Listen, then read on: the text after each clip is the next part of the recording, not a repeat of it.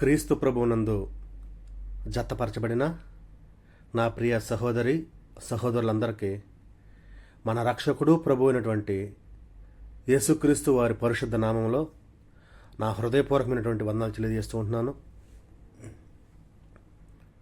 ఈ దినాన మనం ఈ రీతిగా కూడుకొని దేవుని యొక్క వాక్యాన్ని ధ్యానం చేసేటువంటి ఈ యొక్క గొప్ప సహాయాన్ని దయచేసినటువంటి దేవాది దేవుడు, సర్వోన్నతుడు, సర్వశక్తిమంతుడు, సర్వకృపలకు ఆధారమైనటువంటి మన తండ్రికి నా హృదయపూర్వకమైనటువంటి స్తుతులు, స్తోత్రాలు, కృతజ్ఞతలు తెలియజేస్తూ ఉంటున్నాను. దేవుడు మనకు ఈ యొక్క సమయాన్ని అనుగ్రహించినందులకై. ప్రియమైనటువంటి సంగమా, మనము గత 2 వారాలుగా సంఘము అనగానేమి అనేటువంటి విషయాన్ని కూర్చి మనం నేర్చుకుంటూ ఉన్నాం. ఈ సంవత్సరం మనం ఆలోచన చేసింది సువార్త అనేటువంటి ఆ యొక్క సబ్జెక్ట్ మీద. సువార్త అంటే ఏంటి అంటే దేవుని రాజ్యమును గూర్చి క్రీస్తు ప్రభు నామమును కూర్చున్నటువంటి విషయాలే సువార్త అనేది.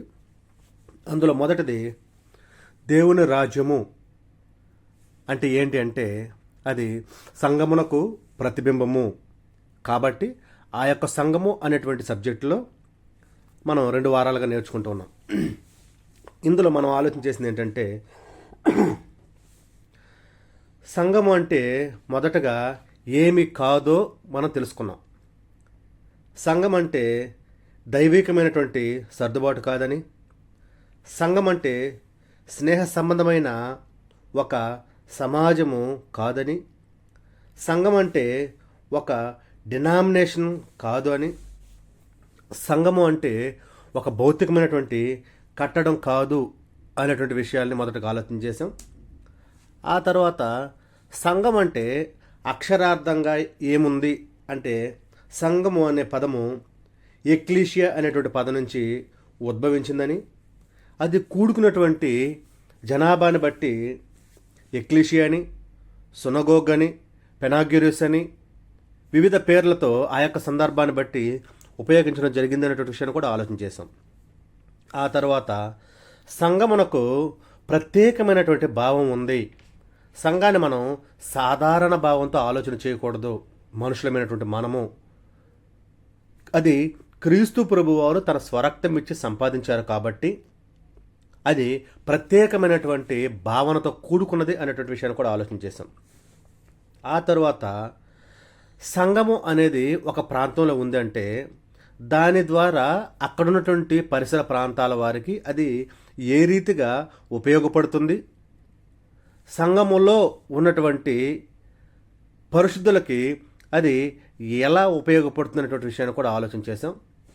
ఆ తరువాత సంఘము యొక్క మూల భావన ఏంటి, అసలైనటువంటిది ఏంటి అనేటువంటి విషయాన్ని కూడా మనం ఆలోచన చేశాం. ఈ యొక్క అన్ని విషయాల్ని ఇప్పటి వరకు మనం ఆలోచన చేస్తూ ఉంటున్నాం గత 2 వారాలుగా. ఈ యొక్క వారాన మనం ఆలోచన చేయబోయేది గడిచిన వారం లాస్ట్లోనే నేను మీకు తెలియజేశాను. సంఘము యొక్క సంకల్పము అనేటువంటి విషయాన్ని మనం నేర్చుకుందాం అని. సంఘ సంకల్పం అంటే సంఘాన్ని ఎవరు సంకల్పించారు, ఎప్పుడు సంకల్పించారు, ఎక్కడ సంకల్పించారు, ఆ యొక్క సంకల్పము అంటే ఏమిటి, అది ఎందుకు సంకల్పించారు అనేటువంటి విషయాల్ని ఈ వారాన మనం నేర్చుకోబోతున్నాం 5 పాయింట్లుగా. ప్రియమైనటువంటి వారలారా, దేవుని యొక్క వాక్యం వింటున్నటువంటి మీరందరూ ప్రతి పాయింట్ నోట్ చేసుకోండి. ఎందుకంటే మనకు సంఘమును కూర్చున్నటువంటి పూర్తి విషయాలు గ్రంథంలో ఏవైతే లిఖితం చేయబడ్డాయో అవన్నీ మనకు మొదటగా తెలియాలి. తెలిస్తేనే మనం ఎక్కడ ఆరాధన చేస్తున్నాం అనేటువంటి విషయం కూడా మనకు అర్థమవుతుంది. కాబట్టి ప్రతి పాయింట్ నోట్ చేసుకోండి. నోట్ చేసుకున్నటువంటి పాయింట్ని మరలా పరిశుద్ధ గ్రంథంలో నుంచి చదివి నేను చెప్పేటువంటి విషయాలు లేఖనానుసారంగా ఉన్నాయా లేదనేటువంటి పరిశీలన కూడా మీరు చేయాలని ప్రేమతో మీకు తెలియజేస్తూ ఉన్నాను. దేవుని యొక్క వాక్యంలోనికి మనం వెళ్దాం. నా ప్రియమైనటువంటి సహోదరి సహోదరులారా,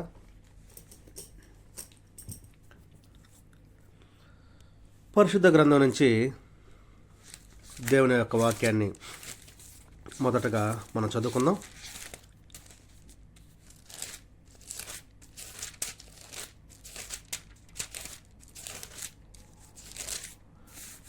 అపోస్తలుడైనటువంటి పౌలు గారు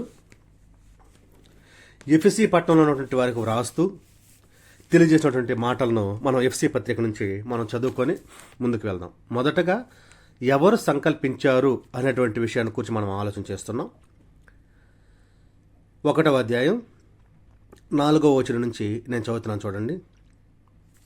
ఎట్లనగా తన ప్రియుని యందు తాను ఉచితముగా మనకు అనుగ్రహించిన తన కృపామహిమకు కీర్తి కలిగినట్లు తన చిత్త ప్రకారమైన దయా సంకల్పము చొప్పున. ప్రియమైనటువంటి వారలారా, మనం చదవబడేటువంటి ఈ యొక్క వచనంలో నేను ఎక్కడ ఆపాను అంటే తన చిత్త ప్రకారమైన దయా సంకల్పము చొప్పున ఈ యొక్క పాయింట్ దగ్గర నేను ఆపాను. మరొక విషయాన్ని నేను మీకు చదివి వినిపిస్తాను.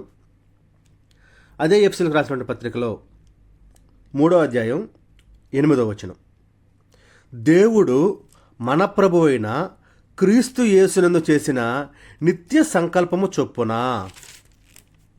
ప్రియమైనటువంటి నా సహోదరి సహోదరులారా, సంఘమును ఎవరు సంకల్పించారంటే చదవబడినటువంటి ఈ యొక్క 2 వచనాలని మనం పరిశీలన చేస్తే దేవుడు సంకల్పము చేశాడు. ఎవరి ద్వారా అంటే మన ప్రభు అయినటువంటి క్రీస్తు యేసునందు. ఇది నిత్య సంకల్పమై ఉన్నది. సంఘము యొక్క సంకల్పము అనేది ఈనాడు నువ్వు లేదా నేను లేదా మనము లేదా మన చుట్టూ ఉన్నటువంటి పరిసర ప్రజలు లేదా ఒక రాష్ట్రంలో ఉన్నటువంటి వారు, ఒక దేశంలో ఉన్నటువంటి వారు లేదా ప్రపంచంలో ఉన్నటువంటి అనేక మంది కలిసి చేసినటువంటి సంకల్పము కాదు. ఇది పరలోకమందున్నటువంటి దేవుడు చేసినటువంటి నిత్య సంకల్పము. ఎందుకు పరలోకమందున్నటువంటి దేవుడు చేసినటువంటి నిత్య సంకల్పమై ఉన్నది అంటే మనుషులు చేస్తే అది భౌతికమైనది. ఏమైనదండి? మనుషులు చేస్తే అది భౌతికమైనటువంటి పని అవుతుంది. దేవాది దేవుడు చేస్తే అది నిత్య సంకల్పం అవుతుంది. పరలోకమందున్నటువంటి మన తండ్రి అయినటువంటి మన దేవుడు ఆయన ఆలోచన చేసి సంఘము అనేదాన్ని సంకల్పించాడు. ఈ యొక్క సంఘము అనేది సంకల్పము ఈ యొక్క లోకములో జరగాలి అంటే అది అప్పటికప్పుడుగా ఆయన తీసుకున్నటువంటి నిర్ణయం అయితే కాదు. ఎందుకు అని మనం గ్రంథం నుంచి ఆలోచన చేస్తే లోతుగా, నా ప్రియమైనటువంటి వారలారా, సంఘము సంకల్పించాలని ఆయన ప్రణాళిక కలిగిన తరువాత ఈ యొక్క సర్వ సృష్టిని మన కొరకు సృజించాడు. సర్వ సృష్టిని సృజించిన తరువాత ఫలించి మీరు అభివృద్ధి పొందండి అని దేవాది దేవుడు తెలియజేసిన తర్వాత ఆదాము గారి ద్వారా ఆయనకి ఇవ్వబడినటువంటి హవ్వ చేసినటువంటి ఆ యొక్క పాపము వలన ఈ యొక్క లోకము దేవుని దృష్టికి ఇష్టమైనటువంటిదిగా ఉండలేదు. తరువాత ఆయన వారిని ఏదైనా తోటలో నుంచి పంపించి వేసిన తర్వాత వారు ఫలించి అభివృద్ధి చెందుతూ ఉంటున్నారు. ఒకానొక దినాన్న ఆయన పరలోకములో చేరి చూసినప్పుడు భూలోకము వైపు అందరూ చెడ్డవారైపోయి ఉన్నారు. ఆయనకి ఇష్టమైనటువంటి జనాంగముగా ఎవరు లేరు. అప్పుడు ఆయన పరిశీలన చేసినప్పుడు నోవాహు కుటుంబం ఇష్టమైనదిగా ఉంది. అప్పుడు ఆయనతో మాట్లాడి నోవాహు గారితో ఆయన కుటుంబాన్ని రక్షిస్తాను, జలప్రలయాన్ని రప్పిస్తానని చెప్పిన తర్వాత ఆయన సువార్తని ప్రకటించాడు. ఎవరు వినలేదు. ఆ తర్వాత జలప్రలయం వచ్చింది. అందులో నుంచి మరలా వారు బయట వచ్చారు. ఆ తర్వాత అబ్రహాము సంతానం వచ్చింది. ఆ తర్వాత వారి ద్వారా ఇశ్రాయేల్ ప్రజలు వచ్చారు. మరలా వారందరూ రక్షించడానికి మోషేని ఎన్నుకున్నాడు. అయినా వారు ఎవరు వినలేదు. ఆ తర్వాత కనాను చేరలేకపోయారు. ఆ తర్వాత జరిగినటువంటి కార్యక్రమాలని మనకు తెలుసు. తర్వాత రాజులు వచ్చారు, ఆ తర్వాత ప్రవక్తలు వచ్చారు. వీరందరూ చేసినటువంటి ప్రయత్నాలు కూడా ఫలించలేదు ఈ యొక్క లోకములో. అప్పుడు దేవుడు చాలా బాధపడ్డాడు. నేను ఒక సంకల్పాన్ని కలిగి ఉండి, నేను ఆలోచన చేసి చేస్తున్నటువంటి యొక్క ప్రణాళిక ఈ యొక్క లోకములో ఈ యొక్క మనుషులు జరిగించట్లేదు అని బాధపడినటువంటి దేవుడు ఆయన యొక్క ప్రణాళికలో భాగంగా, ఆయన యొక్క సంకల్పంలో భాగంగా ఆయన కుమారుడైనటువంటి యేసుక్రీస్తు ప్రభువుని యొక్క లోకానికి పంపించారు. ఈ యొక్క లోకానికి పంపించి ఆయన ద్వారా అనేక మందిని దేవునికి కుమారులుగా, కుమార్తెలుగా చేసుకోవాలనేటువంటి ఆలోచన చేసి ప్రభువారిని బలి అర్పించడం జరిగింది. ఆనాడు ఆయన బలి అనేది అర్పించకపోతే సంఘము అనేది స్థాపించబడదు. సర్వ మానవాళి కొరకు, ఈ యొక్క లోకంలో ఉండే ప్రతి ఒక్కరి కొరకు క్రీస్తు ప్రభువారు బలి అయ్యారు. అవ్వకముందే ఆయన తెలియజేసినటువంటి విషయాలు అనేకం ఉన్నాయి. ఏంటి ఆ విషయాలంటే, పేతురు గారితో మాట్లాడతారు. ఏమని మాట్లాడతారు? మరియు పేతురువు, నేను ఈ బండ మీద సంఘమును కట్టుదును.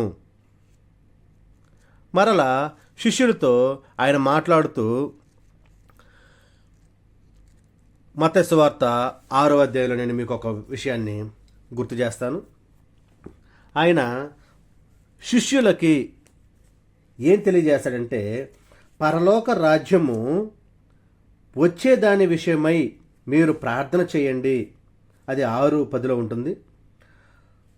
9 కాబట్టి మీరు ఇలాగున ప్రార్థన చేయండి, పరలోకమందున్న మా తండ్రి, నీ నామం పరిశుద్ధపరచబడుగాక, నీ రాజ్యము వచ్చునుగాక, నీ చిత్తము పరలోకమందు నెరవేర్చినట్లు భూమి యందు నెరవేరునుగాక. ఆయన ప్రత్యక్షంగా తెలియజేశారు, నీ యొక్క రాజ్యము రాబోతుంది, అప్పటికి రాలేదు. ఇలా అనేక సందర్భాలున్నాయి. పరలోకమందున్నటువంటి దేవుని కుమారుడు క్రీస్తు ప్రభువారు సంఘము స్థాపించబడ్డాన్ని గూర్చి, సంఘము యొక్క సంకల్పాన్ని కూర్చి అనేక సందర్భాల్లో ప్రస్తావించడం జరిగింది. ఉపమాన రీతిగా కూడా అనేక సందర్భాల్లో ప్రభువారు ప్రస్తావించడం జరిగింది. ఈ యొక్క సంకల్పంలో ఎవరెవరు ఉన్నారని మనం ఆలోచన చేస్తే, వచనాన్ని చదువుకొని మనం ఆలోచన చేద్దాం. మనకందరికీ తెలిసినటువంటి రెఫరెన్స్లే అండి అన్నీ. యోహాను సువార్త 1వ అధ్యాయంలో, మొదటి అధ్యాయంలో నేను ఒక వచనం చదువుతాను చూడండి. 3వ వచనం, కలిగి ఉన్నదేదియు ఆయన లేకుండా కలగలేదు, ఆయనలో జీవమును ఆ జీవము మనుషులకు వెలుగయ్యుండెను. వచనాన్ని గుర్తుపెట్టుకోండి. అట్లాగే మరొక వచనాన్ని నేను చదువుతాను. పేతురు రాసినటువంటి మొదటి పత్రిక 4వ అధ్యాయం 14వ వచనం అండి. క్రీస్తు నామము నిమిత్తము మీరు నిందల పాలైన ఎడల మహిమాస్వరూపి అయిన ఆత్మ, అనగా దేవుని ఆత్మ మీ మీద నిలుచుచున్నాడు గనుక మీరు ధన్యులు. నేను మరొక వచనాన్ని కూడా చదువుతాను, తర్వాత అన్నిటినీ ఒకేసారి నేను వివరిస్తాను. ఎందుకంటే ఇది చాలా పెద్ద సబ్జెక్ట్ కాబట్టి ప్రతి వచనాన్ని వివరిస్తూ వెళ్ళాలంటే చాలా రోజులు పడుతుంది. మన పాఠం కూడా దాదాపు సంవత్సరం పడుతుంది సంఘం గురించి నేర్చుకోవాలంటే. కాబట్టి నేను మీకు అన్నింటినీ చదివి ఒకేసారి నేను వివరిస్తూ ఉంటున్నాను. హెబ్రీయులకు రాసిన పత్రిక 1వ అధ్యాయం 3వ వచనం, ఆయన దేవుని మహిమ యొక్క తేజస్సును, ఆయన తత్వం యొక్క మూర్తిమంతమునై ఉండి తన మహత్తుగల మాట చేత సమస్తమును నిర్వహించుచు పాపముల విషయంలో శుద్ధీకరణము తానే చేసి, ఇలా కంటిన్యూగా చదువుకుంటూ వస్తే ఇప్పుడు చదవబడినటువంటి వచనాల్లో ఇందులో ఎవరెవరున్నారు ఈ యొక్క సంకల్పంలో అంటే, యెహోవా దేవుడు, క్రీస్తు ప్రభువారు, పరిశుద్ధాత్మ, ముగ్గురు సమానులై ఉన్నారు ఈ యొక్క సంకల్పంలో అనే విషయాన్ని మనం ఆలోచన చేయాలి. తండ్రి సంకల్పించినటువంటి సంకల్పములో దేవుడు, క్రీస్తు ప్రభువారు, పరిశుద్ధాత్మ ముగ్గురు సమానులుగా ఉన్నారు. ఎందుకు నేను మీకు తెలియజేస్తున్నానంటే, తండ్రి చేసినటువంటి ప్రతి ఒక్క కార్యక్రమంలో వీరందరి యొక్క పాత్ర ఉంది. దేవుడు మనకు ఒక్కడే, కానీ అంతర్గతంగా వెళితే ఇదిగో వీరందరూ మిళితమై ఉన్నారు. కాబట్టి వీరందరూ కలిసి ఆ యొక్క కార్యక్రమాన్ని చేసినట్లుగా ఇక్కడ మనం చదవబడినటువంటి వచనాల్లో మనం ఆలోచన చేయొచ్చు. అయితే ఇది మనకు దేవుడు ఎలా తెలియజేశాడంటే, వీరి యొక్క పాత్రలో ప్రభువారి యొక్క పాత్ర, పరిశుద్ధాత్మ యొక్క పాత్ర ఆ తర్వాత జరగబోయేటువంటి కాలంలో సపరేట్గా చూపించాడు. కాబట్టి ఈ యొక్క వచనాల్లో సంకల్పం అనేది దేవాది దేవుడు, తండ్రి అయినటువంటి దేవుడు సంకల్పించాడు క్రీస్తు ప్రభువు ద్వారా అనేటువంటి విషయాన్ని గ్రంథం ద్వారా మనకు అనేక సందర్భాల్లో కూడా తెలియజేయడం జరిగింది. ఎవరు సంకల్పించారంటే దేవాది దేవుడు సంకల్పించాడు, మొదటి పాయింట్ అండి. రెండవ పాయింట్, ఎప్పుడు సంకల్పించాడు అంటే, మనం చదువుకున్నటువంటి ఈ యొక్క ఎఫెసీయులకు రాసినటువంటి పత్రికలోనే చెప్పబడింది. ఆ యొక్క విషయాన్ని కూడా పౌలు గారు చూడండి, నేను మరలా మీకు గుర్తు చేస్తాను. ఎప్పుడు సంకల్పించబడిందంటే, ఎట్లనగా తన ప్రియునియందు తాను ఉచితముగా మనకు అనుగ్రహించిన తన కృపామహిమకు కీర్తి కలిగినట్లు తన చిత్త ప్రకారమైన దయా సంకల్పము చొప్పున యేసు క్రీస్తు ద్వారా తనకు కుమారులుగా స్వీకరించుటకై మనలను ముందుగా తన కోసము నిర్ణయించుకొని, ఎప్పుడండి? మనల్ని ముందుగా తన కోసం నిర్ణయించుకొని మనము తన ఎదుట పరిశుద్ధులమును నిర్దోషులమై ఉండవలనని జగత్తు పునాది వేయబడక మునిపే ప్రేమ చేత ఆయన క్రీస్తులో మనల్ని ఏర్పరచుకునెను. ఈ యొక్క సంకల్పం ఎప్పుడు జరిగిందంటే, మనము చదవబడినటువంటి యొక్క వాక్యాన్ని బట్టి ఆలోచన చేస్తే, ప్రియమైనటువంటి సహోదరులారా, ఈ సంకల్పము జగత్తు పునాది వేయబడక మునిపే జరిగింది. అది ప్రేమ చేత క్రీస్తు ప్రభువులో మనల్ని దేవాది దేవుడు, మన తండ్రి ఏర్పాటు చేసుకున్నాడు. ఈ యొక్క విషయాన్ని మనం జ్ఞాపకం చేసుకోవాలి. ఎప్పుడు సంకల్పించారు అంటే మనకు టక్కన గుర్తుకు రావాల్సిన విషయం ఏంటంటే, జగత్తు పునాది వేయబడక మునిపే ఆయన సంకల్పించాడు. ప్రియమైనటువంటి వారలారా, నేను మీకు ముందుగానే తెలియజేశాను, తండ్రి అయినటువంటి దేవుడు సంకల్పించినటువంటి ఈ యొక్క సంకల్పము ఎప్పుడు జరిగిందంటే, ఈ యొక్క సృష్టి అనేది లేనప్పుడు, ఈ యొక్క సృష్టిలో ఉన్నటువంటి భూమి ఆకాశాలు లేనప్పుడు, చెట్లు లేనప్పుడు, జలచరాలు లేనప్పుడు, జీవరాశులు లేనప్పుడు, మానవులు లేనప్పుడు, వెలుగు చీకటి లేనప్పుడు, సూర్య చంద్ర నక్షత్రాలు లేనప్పుడు, మనం కల్లార ఏదైతే చూస్తున్నామో ఇవి ఏవీ లేనటువంటి ఆ యొక్క సమయంలో సంకల్పించినటువంటి సంకల్పమే సంఘము. కొద్దిమంది జగత్తు పునాది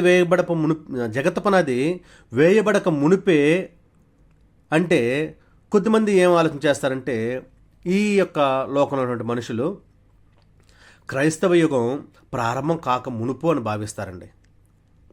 కానీ అది వారి యొక్క తప్పుడు భావన అని మనం గమనించాలి.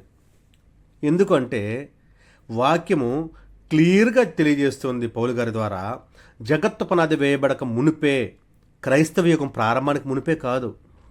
క్రైస్తవ యుగానికి మునుపు పితరుల యుగం ఉంది, ధర్మశాస్త్ర యుగం ఉంది. ఈ యొక్క పితరుల యుగానికి మునుపు సృష్టి అనేది లేదు.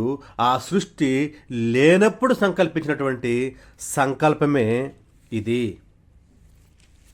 దేవాది దేవుడు మన కొరకు ఏర్పాటు చేసుకున్నటువంటి ఆ యొక్క ప్రణాళిక, నేను మరొక వచనం చదివి మీకు గుర్తు చేస్తాను. చూడండి, పేతురు రాసినటువంటి మొదటి పత్రిక 1వ అధ్యాయం 20వ వచనం అండి. ఆయన జగత్తు పునాది వేయబడక మునిపే నియమింపబడిన గాని, ఎప్పుడండి? జగత్తు పునాది అనేది వేయబడక మునిపే నియమింపబడిన కానీ, తర్వాత చదువుకుంటూ వస్తే విషయాలన్నీ ఉన్నాయి, అవన్నీ కాదు. నేను మీకు వాక్యాన్ని గుర్తు చేస్తున్నాను. జగత్తు పునాది వేయబడక మునిపే ఆయన ఈ యొక్క సంఘమును సంకల్పించెను. జగత్తు పునాది వేయబడక మునిపే సంకల్పించినటువంటి ఈ యొక్క సంఘము అనే దాంట్లో మనం ఉండాలని గ్రంథం తెలియజేస్తూ ఉంటుంది. ఒక వచనాన్ని నేను మీకు గుర్తు చేస్తాను.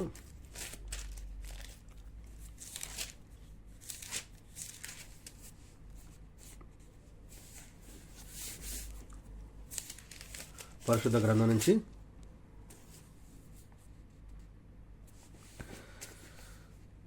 లోకాసు వార్త 11:51. కాబట్టి లోకము పుట్టినది మొదలుకొని, అనగా హేబేలు రక్తము మొదలుకొని బలిపీఠమునకును మందిరమునకును మధ్యను నశించిన జకర్యా రక్తము వరకు చిందింపబడిన ప్రవక్తలందరి రక్తము నిమిత్తము ఈ తరము వారు విచారింపబడుదురు. నిశ్చయముగా ఈ తరము వారు ఆ రక్తము నిమిత్తము విచారింపబడుదురని మీతో చెప్పుచున్నాను. లోకము పుట్టినది మొదలుకొని, నేను మీకు ఈ యొక్క మాటను ఎందుకు గుర్తు చేశానంటే, అనేక మంది ఆలోచన చేస్తారు, అదే మీకు నాకు చెప్పింది, క్రైస్తవ యుగంలోనే లోకం పుట్టిన తర్వాతే ఈ యొక్క సంకల్పం జరిగింది అని. ఎందుకంటే మనుషులు ఈనాడు వారు ఒక సంఘమును ప్రారంభించాలి అంటే వారు ఒక ప్లాన్ చేసుకొని, ఎప్పుడు ప్రారంభిద్దామని మంచి డేట్ చూసుకొని, ఆ యొక్క డేట్ని బట్టి, ఆ యొక్క రోజును బట్టి బాగుందా లేదా, ఉదయం బాగుందా, మధ్యాహ్నం బాగుందా, సాయంత్రం బాగుందా, రాత్రి బాగుందా, ఏ టైంలో బాగుంది, ఆ టైంకి మనం ఆ యొక్క సంఘాన్ని ప్రకటించాలి అంటే, ప్రారంభించాలంటే అక్కడ ఫంక్షన్ చేయడానికి మనకు డబ్బులుందా, డెకరేషన్ చేయడానికి డబ్బులుందా, పాంప్లెట్లు పంచడానికి బ్యానర్లు వేయించడానికి డబ్బులుందా, లేదా దీని గురించి అడ్వర్టైజ్ చేయడానికి డబ్బులుందా, ఆ రోజు మనకి ఎంతమంది వస్తారు, ఎంతమందికి భోజనాలు సిద్ధపాటు చేయాలి, ఫంక్షన్ ఎన్ని రోజులు గ్రాండ్గా చేయాలి, 1 రోజా 2 రోజులు లేకపోతే ముచ్చటగా 3 రోజుల, దీనికి ఎవరెవరిని పిలవాలి, రెవరెండ్లు ఎవరు రావాలి, రాజకీయ నాయకులు ఎవరు రావాలి, సమాజంలో గొప్పవారు ఎవరు రావాలి, మనకు డబ్బు సపోర్ట్ చేసేటువంటి వారు ఎవరు రావాలి, సంఘానికి ఎంతమంది మనుషులు వస్తారు, ఏ ఊరు నుంచి ఎంతమందిని బస్సులో పిలుచుకురావాలి, ఇలాంటి ఆలోచనలు అన్నీ చేస్తున్నారండి ఈ యొక్క లోకంలో ఉన్నటువంటి మనుషులు. అది సంఘము స్థాపించబడడానికని వారు అనుకుంటున్నారు. మనుషుల ఆలోచన అయితే ఇలాగుంది.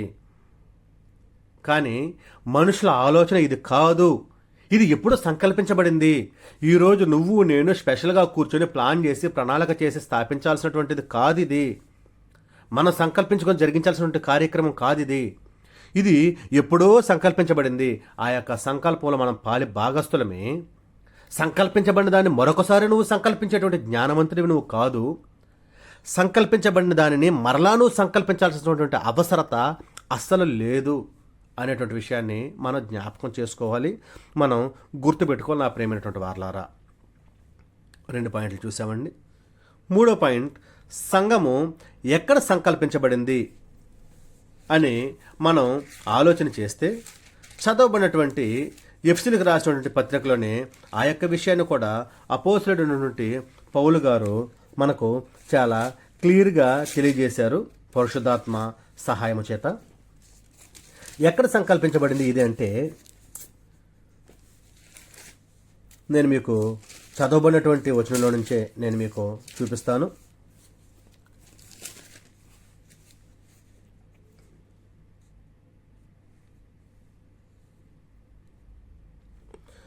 ఎట్లనగా, తన ప్రియునియందు తాను ఉచితముగా మనకు అనుగ్రహించబడి తన కృపామహిమకు కీర్తి కలిగినట్లు తన చిత్త ప్రకారమైన దయ సంకల్పము చొప్పున యేసుక్రీస్తు ద్వారా తనకు కుమారులుగా స్వీకరించుటకై మనల్ని ముందుగా తన కోసం నిర్ణయించుకొని మనము తన ఎదుట పరిశుద్ధులము నిర్దోషంలో ఉండవాలని జగత్తు పునాది వేయబడక మునిపే ఆయన ప్రేమ చేత క్రీస్తులో మనల్ని ఏర్పరచుకొనెను. నా ప్రియమైనటువంటి వారలారా, ఇక నేను మీకు చదవబడినటువంటి వచనంలో నుంచి, తన చిత్త ప్రకారమైన దయా సంకల్పము చొప్పున తాను ఉచితముగా మనకు అనుగ్రహించిన యేసు క్రీస్తు ద్వారా కుమారులుగా స్వీకరించడానికి ముందుగా తన కోసము నిర్ణయించుకొని జగత్తు పునాది వేయబడక మునిపే. చదవబడినటువంటి ఈ యొక్క అన్ని విషయాలు మనం ఆలోచన చేస్తే, ఈ యొక్క సంఘ సంకల్పం అనేది పరలోకములో జరిగింది. పరలోకంలో జరిగినటువంటి ఆ యొక్క సంకల్పమే సంఘ సంకల్పము.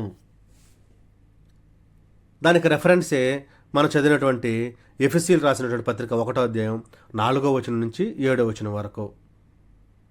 ఇది మనకు అందరికీ తెలిసినటువంటి విషయమేనండి. కాకపోతే మీకు పాయింట్ వైజ్గా చెప్పాలనే ఉద్దేశంతో నేను ఎక్కడ సంకల్పించారో అనేటువంటి విషయాన్ని తెలియజేస్తూ ఉంటున్నాను.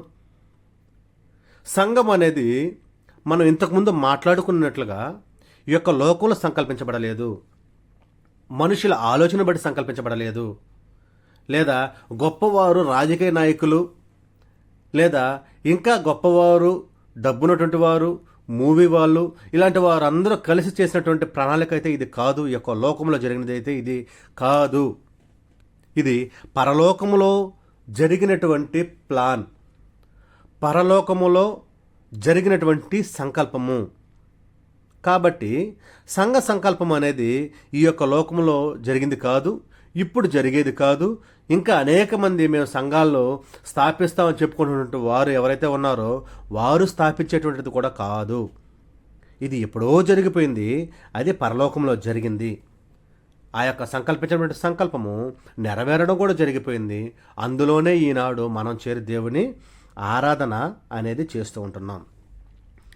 నా ప్రియమైనటువంటి సహోదరి సహోదరులారా, మనము సంఘమును కూర్చున్నటువంటి పాఠంలో మనము ఉన్నాము. ఇందులో దేవాది దేవుడు ముందుగా ఆయన కోసరము ఆయన యొక్క నామానికి మహిమ కలగాలని, ఆ యొక్క మహిమ కలగాలంటే మనము ఆయన ఎదుట పరిశుద్ధులుగా, నిర్దోషులుగా, నిష్కలంకులుగా ఉండాలని, అది మనంతటా మనమే జరిగించుకోలేం. కాబట్టి దేవాది దేవుడు ఆలోచన చేసి అది ఆయన కుమారుని ద్వారా జరిగించాలి అనేటువంటి ఆలోచనని ముందుగానే కలిగి ఉన్నాడు. కాబట్టి ఇవన్నీ జరిగాయి అనేటువంటి విషయాన్ని మనం ప్రతి సమయంలో జ్ఞాపకం చేసుకోవాలి. దేవుని యొక్క కృప తప్ప మన యొక్క ఆలోచన కాదు, అంటే మన యొక్క ఆలోచన వల్ల జరగదు, మన యొక్క భక్తి వలన జరగదు, మన యొక్క విశ్వాసము వలన జరగదు, మన యొక్క నిరీక్షణ వలన ఇవి ఏవి జరగవు, దేవుడు సంకల్పిస్తే తప్ప. ప్రియమైనటువంటి నా సహోదరి సహోదరులారా, నరుని యొక్క ఆత్మ సంబంధమైన జీవితం ఏదైతే ఉందో ఆ యొక్క జీవితము మరియు దాని యొక్క గమ్యము, అంటే మనం చేరుకోబోయేటువంటి గమ్యము ఏదైతే ఉందో వాటికి సంబంధించిన దేవుని యొక్క సంపూర్ణమైనటువంటి చిత్తాన్ని నిత్య సంకల్పం అంటారు. మరలా నేను మీకు ఈ విషయాన్ని గుర్తు చేస్తున్నాను, చూడండి, క్లియర్గా చెప్తున్నాను. ఒక మనిషి యొక్క ఆత్మ సంబంధమైనటువంటి జీవితము మరియు ఆ యొక్క జీవితము చివరగా చేరబోయేటువంటి గమ్యము, దానికి సంబంధించినటువంటి దేవుని సంపూర్ణమైన చిత్తమే నిత్య సంకల్పం అంటారు. ఈ యొక్క లోకంలో మనం అందరం ఉన్నాం. మనం పుట్టినప్పుడు క్రైస్తవులుగా కొద్దిమంది ఉంటారు, కొద్దిమంది ఉండరు. అయితే ఆ యొక్క మనిషి దేవుని తెలుసుకున్న తరువాత, మార్పు పొందిన తరువాత అతని యొక్క ఆత్మ సంబంధమైనటువంటి జీవితము కంటిన్యూగా కొనసాగించుకుంటూ భయము భక్తి కలిగి రక్షణని కంటిన్యూగా కొనసాగించుకుంటూ చివరికి అతను చేరవలసినటువంటి గమ్యస్థానం ఏదైతే ఉందో దానికి సంబంధించినటువంటి నీ యొక్క ప్రయాణమే, దానికి దేవుడు నిత్య సంకల్పాన్ని పేరు పెట్టాడు. ఒక మనిషి కావచ్చు, ఒక వ్యవస్థ కావచ్చు, ఒక తెగ కావచ్చు, ఒక దేశం కావచ్చు, ప్రపంచమే కావచ్చు, ప్రతి ఒక్కరు వ్యక్తిగతంగా ఆలోచన చేస్తే నేను రక్షింపబడిన తర్వాత నేను చేరబోయేటువంటి గమ్యం ఏదైతే ఉందో అదే దేవుని యొక్క నిత్య సంకల్పము. ఆ గమ్యాన్ని చేరడమే ఆయన యొక్క చిత్తము. అది తప్ప వేరేది కానే కాదు అనేటువంటి విషయాన్ని మనం ఆలోచించాలి. తర్వాత మనం ఆలోచన చేయాల్సినటువంటి విషయం ఏంటంటే, ప్రియమైనటువంటి వాళ్ళారా, క్రీస్తు రక్తం ద్వారా మనమందరము పరిశుద్ధులుగా, నిర్దోషులుగా అయినటువంటి అనేక మంది కుమారుల్ని, అనేక మంది కుమార్తెలను ప్రభువు ద్వారా స్వీకరించాలి అనినదే నిత్య సంకల్పము. మరొకటి, క్రీస్తు ప్రభువు ద్వారా, మరలా ఆలోచించేయండి, పరిశుద్ధులుగా నిర్దోషులుగా ఉన్నటువంటి అనేక మంది కుమారులని, కుమార్తెలను దేవుడు ఆయన కోసం స్వీకరించాలనేటువంటిదే మనం చదువుకున్నటువంటి ఎఫెసీయులకు రాసినటువంటి పత్రిక 1వ అధ్యాయం 4వ వచనం నుంచి 7వ వచనం వరకు చూస్తే ఆ యొక్క వచనాల యొక్క ఆంతర్యం మొత్తము ఇదే అయి ఉంటుంది. దాన్ని నేను మీకు సపరేట్గా వివరిస్తున్నాను. దానినే మనము నిత్య సంకల్పం అనొచ్చు. ఒక మనిషిని కదా నేను, నా మీద దేవుడు దయ చూపించాడు కదా, ఆ యొక్క దయని బట్టి దేవుడు మన ఎడల చేసినటువంటి దయా సంకల్పము అని అనొచ్చు. ఆ తరువాత క్రీస్తు ప్రభువారు ఆయన విమోచన క్రయధనముగా మన కొరకు అర్పించుకున్నారు కాబట్టి అది మన ఎడల దేవుని విమోచన పథకము అని కూడా మనం అనొచ్చండి. ఎందుకంటే ఇవన్నీ లేఖనాల్లో జరిగాయి, లేఖనాల్లో నెరవేరాయి కాబట్టి మనం దీనిని ఆ రీతిగా ఆలోచన చేయొచ్చు. సంఘము అంటే క్రీస్తు రక్తం చేత విమోచించబడి దేవునికి కుమారులుగా, కుమార్తెలుగా అనేక మంది కలిసి కూడుకొని జీవించేటువంటి ఆ యొక్క జనములు లేదా మనుషుల యొక్క సముదాయము దేవుడు ఆల్రెడీ సంకల్పించాడు కదా.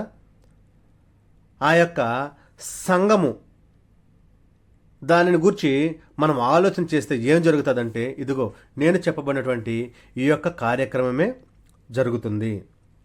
దేవుడు కొంతమందిని మనం ఆలోచన చేస్తే నరకానికి, కొద్దిమందిని పరలోకానికి ముందుగానే నిర్ణయం చేశాడు. కాబట్టి ఆయన నిర్ణయం చొప్పున కొద్దిమంది నరకానికి వెళ్తారు, కొద్దిమంది పరలోకానికి వెళ్తారు అన్నటువంటి ఆలోచన అనేక మంది మధ్య ఉంది. నేను చెడ్డవాడిని, నేను నరకానికే పోతా, నువ్వు ఎన్నిసార్లు చెప్పినా నేను దేవుని రాజ్యానికి రాను, ఎందుకంటే నేను పరలోకం కోసం లేదు నరకం కోసమే దేవుడు నన్ను నిర్ణయించాడనేటువంటి మూర్ఖపు జనం కూడా ఈ మధ్య మన మధ్య ఉన్నారు ఈ యొక్క లోకంలో. అలాంటి వారందరి గురించి మనం ఆలోచన చేస్తే అది వారి యొక్క తప్పుడు భావన. ఎందుకంటే దేవుడు అప్పుడు కానివ్వండి, ఇప్పుడు కానివ్వండి, ఎప్పుడు కూడా నువ్వు పరలోకానికి వెళ్ళాలి, నువ్వు నరకానికి వెళ్ళాలి, లేదా నువ్వు మంచివాడివి, లేదా నువ్వు చెడ్డవాడివి, లేదా నువ్వు వెలుగు సంబంధివి, లేదా నువ్వు చీకటి సంబంధివి అని ఎప్పుడు దేవుడు నిర్ణయించలేదు. దేవుడు ప్రతి ఒక్కరూ పరిశుద్ధులుగా ఉండాలని, నిష్కలంకులుగా ఉండాలని, ఆయనకి ఇష్టమైనటువంటి కుమారులుగా, కుమార్తెలుగా బ్రతకాలనే ఆలోచనతోనే ప్రతి ఒక్కరిని సృష్టించాడు. అయితే నా ప్రియమైనటువంటి వారలారా, మనుషులు కల్పించుకున్నటువంటి ఆ యొక్క పద్ధతుల చేత వారి యొక్క క్రియల చేత వారు ఇదిగో చీకటి సంబంధులు, వెలుగు సంబంధాలుగా వారుగా తయారు చేసుకున్నారు తప్ప దేవుడు ఎవ్వరిని కూడా ఆ రీతిగా నిర్ణయించలేదు. దేవుడు ఎవ్వరిని కూడా ఆ రీతిగా సిద్ధపాటు చేయలేదు అనేటువంటి విషయాన్ని మనము గమనించాలి. దేవుడు వ్యక్తులని నిర్ణయించలేదు కానీ, అంటే ఇప్పుడు మనం అనుకున్నటువంటి అలాంటి వ్యక్తులని నిర్ణయించలేదు కానీ మన యొక్క వ్యక్తిత్వం ఏదైతే ఉందో అది మంచిగా ఉండాలని ఆలోచన చేశాడు. మనుషులు యొక్క లోకంలో వచ్చారు, పుట్టారు, వారందరూ దేవుడే పుట్టించాడు. అయితే ఆయన ఆలోచన చేసేది మనిషిని ఆలోచన చేస్తాడంటే కాదు, వారి యొక్క పరిశుద్ధతను ఆలోచన చేస్తాడు, వారి యొక్క వ్యక్తిత్వాన్ని ఆలోచన చేస్తాడు, వారి యొక్క ఏమంటారు నిష్కలంకలుగా ఉన్నటువంటి ఆ యొక్క తత్వాన్ని ఆలోచన చేస్తాడు. మనుష్యుడు అయితే మనిషిని ఆలోచన చేస్తాడు. దేవుడు మనిషిని కాదు కానీ మనిషిని అంతరంగంలో ఉన్నటువంటి దాన్ని ఆలోచన చేస్తాడు అనేటువంటి విషయాన్ని ఈ సమయమందు నేను మీకు తెలియజేస్తూ ఉంటున్నాను. యేసు ప్రభువు కేవలం మన పాపాల నిమిత్తమే నమ్ముకోవాలి. దీన్ని మీకు ఎలా తెలియజేయాలంటే,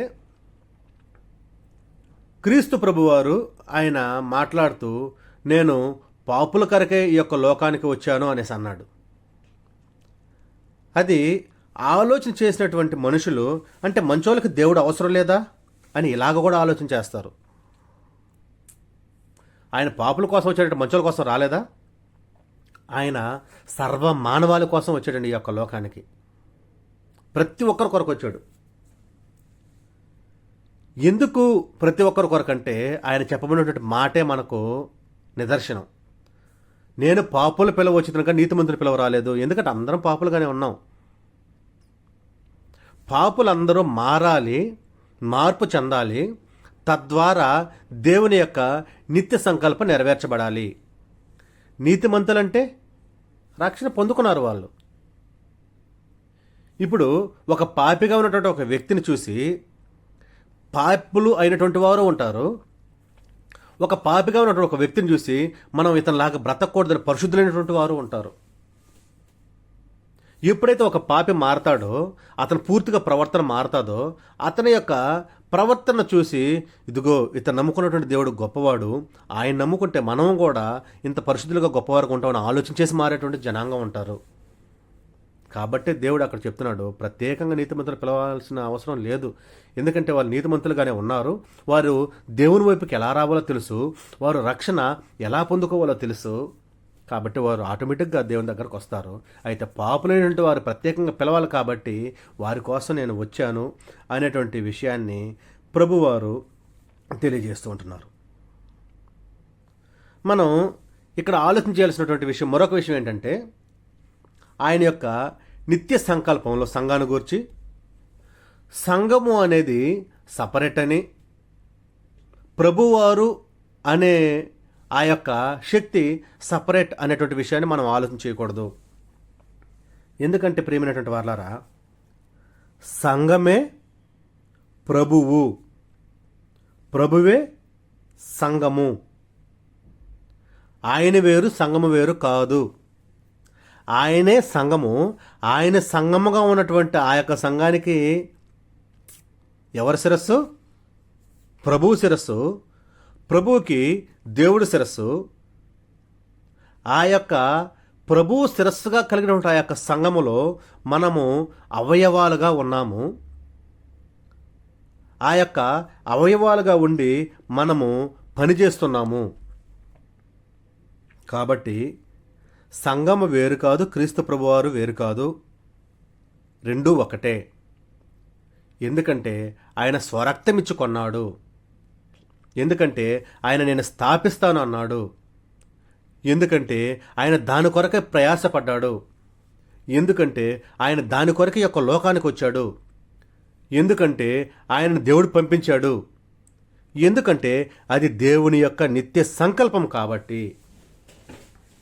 సో మనం ఆలోచన చేయాల్సింది ఏంటంటే, యేసు ప్రభు వేరు, సంఘం వేరు అనేటువంటి విషయాన్ని మనం ఆలోచన చేయకూడదు. రెండు ఒకటే అనేటువంటి విషయాన్ని మనం ఆలోచన చేయవలసినటువంటి అవసరత మనకు ఉంది. మనము దేవుని యొక్క సంకల్పంలో, దేవుని యొక్క ప్రేమ కానివ్వండి, లేదా క్రీస్తు ప్రభు వారి యొక్క ప్రేమ కానివ్వండి. క్రీస్తు ప్రభు వారి యొక్క ప్రేమ అంటే ఆయన బలి అవ్వడం. ఈ యొక్క ప్రేమ లేదా త్యాగము అనేది అర్థమైనటువంటి వారికి అది శక్తిగా ఉంటుంది. అర్థము కాని వారికి అది వెర్రితనముగా ఉంటుంది. ఈ డిఫరెన్స్ని మనము గమనించాల్సినటువంటి అవసరత ఎంతైనా ఉంది నా ప్రియమైనటువంటి సహోదరి సహోదరులారా. ఎందుకంటే క్రీస్తు ప్రభు వారి యొక్క మరణము, సమాధి, పునరుత్థానాలు, వాటిని కూర్చున్నటువంటి ఆలోచన, ఆ యొక్క భావము, ఆ యొక్క ప్రేమ, ఆ యొక్క త్యాగము, ఆ యొక్క తెగింపు, ఆ యొక్క తగ్గింపు మనస్తత్వము మనము అర్థం చేసుకుంటే అది మనకు శక్తి. అర్థం కాలేదనుకోండి, అనేక మంది దాన్ని ఈ యొక్క లోకంలో మనం ఇప్పుడు చూస్తూ ఉంటున్నాం, అవహేళన చేస్తూ ఉంటున్నారు. వారికి వెరితనంగా అనిపిస్తుంది. కానీ వారికి అర్థం కానిది ఏంటంటే, వారు దాన్ని ఒక్కసారి ఆలోచన చేస్తే అది ఒక శక్తి, వారిని మార్చేస్తుంది, ఎంత దూరమైన నడిపిస్తుంది, ఎంతవరకైనా పోరాడేలాగా చేస్తుంది. వారి ప్రయాస ప్రయత్నము సమస్తము పరలోకంగా గురి కలిగి ఉంటే, దేవుడి గురి కలిగి ఉంటే, ఆయన నిత్య సంకల్పాన్ని నెరవేర్చగలిగినటువంటి శక్తి దానికి ఉంది. అది ఆలోచన చేయట్లేదు ఈ సమయంలో అనేక మంది. నా ప్రియమైనటువంటి వాళ్ళారా, మనమైతే దాన్ని ఆలోచన చేయవలసినటువంటి అవసరత ఉంది. కాబట్టి ఆ యొక్క రక్షణ అనేది ఏదైతే ఉందో, లేదా సంఘ సంకల్పము అనేది ఏమైతే ఉందో, దానికి కేంద్ర బిందువుగా యేసుక్రీస్తు ప్రభువారి పాత్ర ఉంది అనేటువంటి విషయాన్ని మనం ఆలోచన చేయాలి. ఎందుకంటే దేవుడు ముందుగానే మనకు తెలియజేశాడు. ఏమని తెలియజేశాడు? యేసుక్రీస్తు ప్రభువు ద్వారా తనకు కుమారులుగా కుమార్తెలుగా స్వీకరించడం కోసము. యేసు ప్రభువు లేకుండా ఈ యొక్క ప్రణాళిక నెరవేరదు, సంకల్పము నెరవేరదు, నిత్య సంకల్పము అది సంపూర్తి కాదు.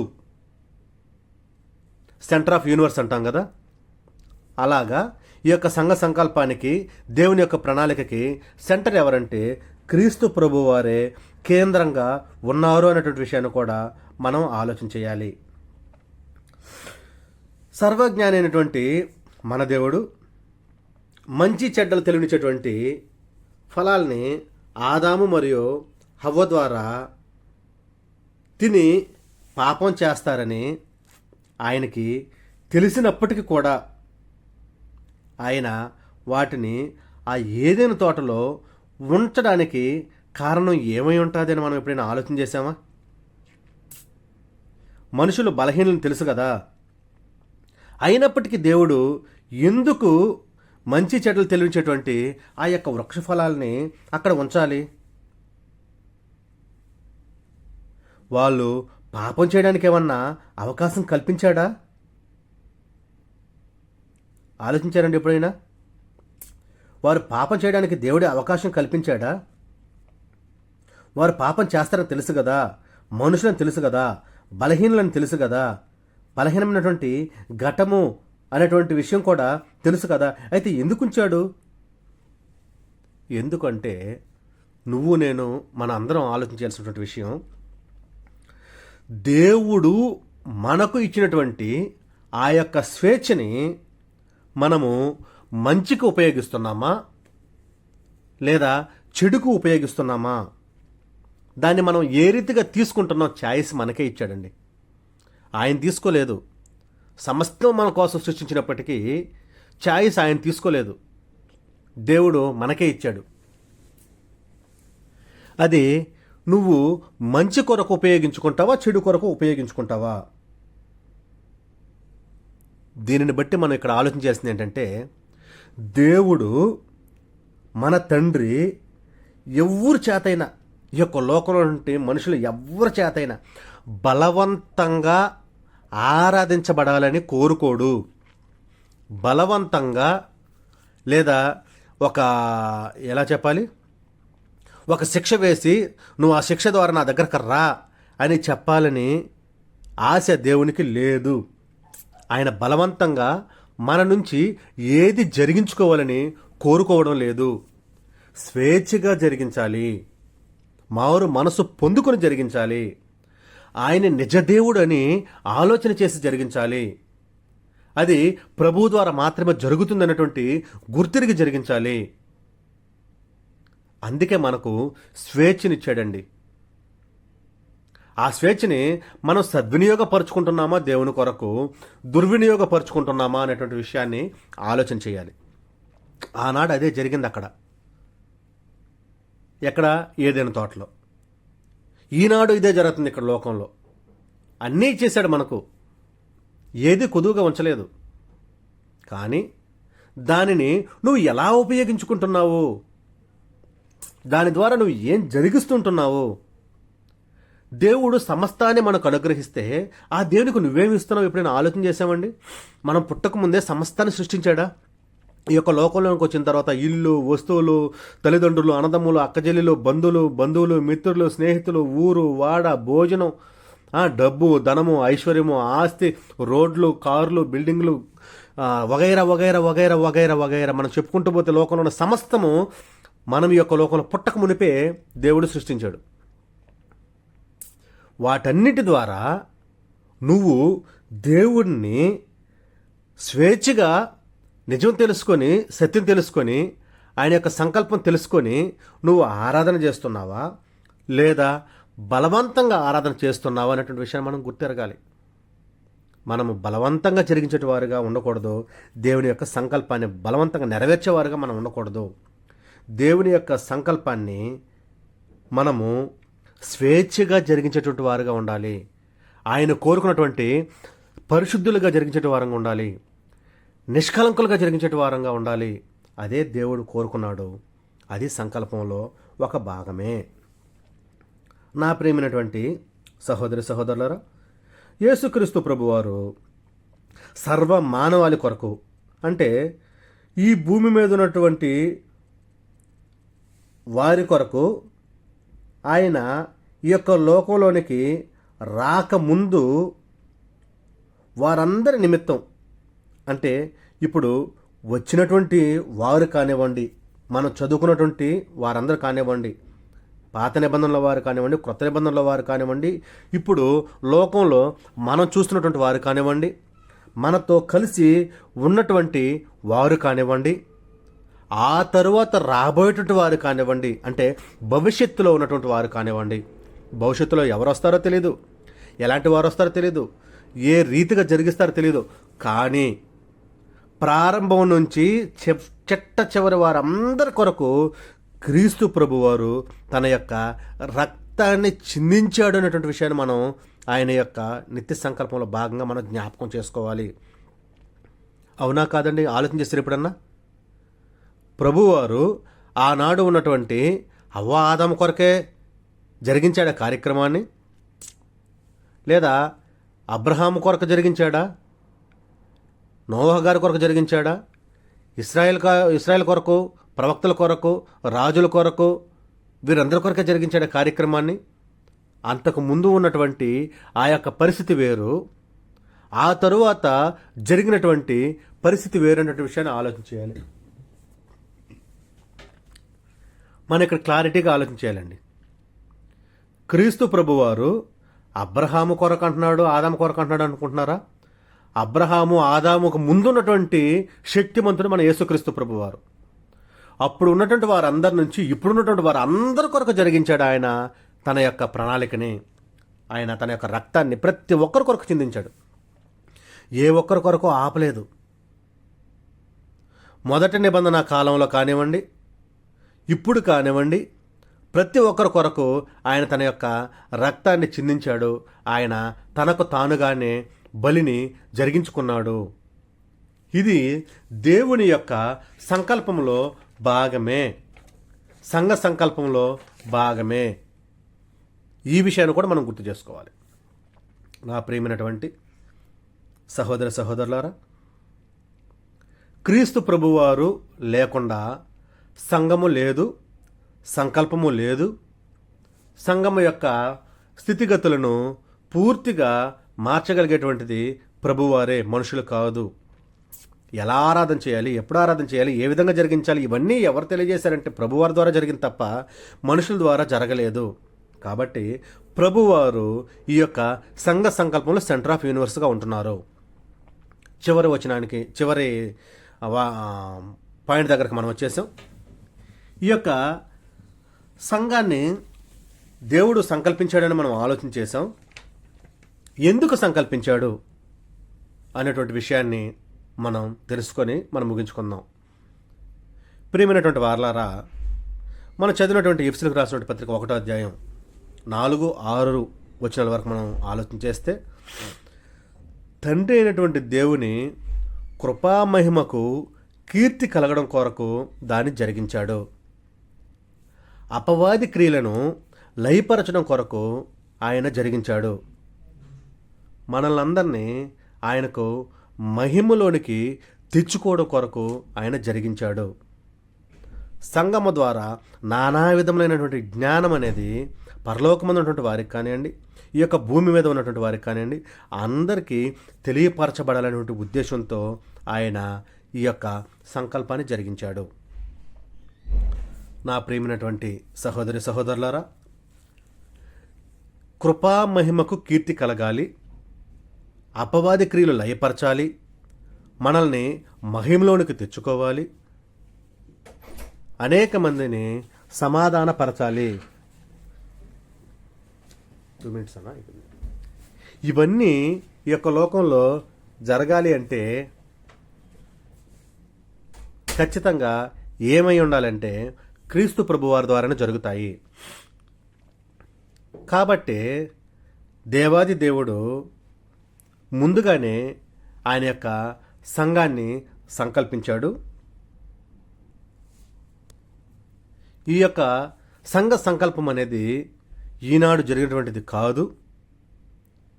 మనమందరము దేవుని మహిమకు కీర్తిని తీసుకురావాలి. దేవునికి మనం కీర్తిని తీసుకురావాలి. ఎలా జరుగుతున్నదని మనం ఆలోచన చేస్తే మనము పరిశుద్ధులుగా, నిర్దోషులుగా, నిష్కలంకులుగా ఈ యొక్క లోకంలో బ్రతికితేనే అది జరుగుతుంది తప్ప వేరే రూపంగా అది జరగదనేటువంటి విషయాన్ని కూడా మనం ఆలోచించాలి. నా ప్రియమైనటువంటి సహోదరి సహోదరులారా, ఈ దినాన మనము సంఘ సంకల్పం